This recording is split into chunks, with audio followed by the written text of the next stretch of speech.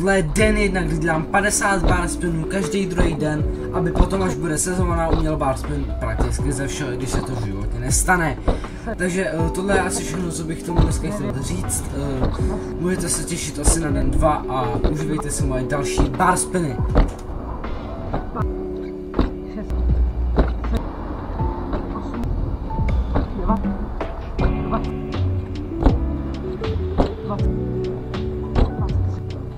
Thank you.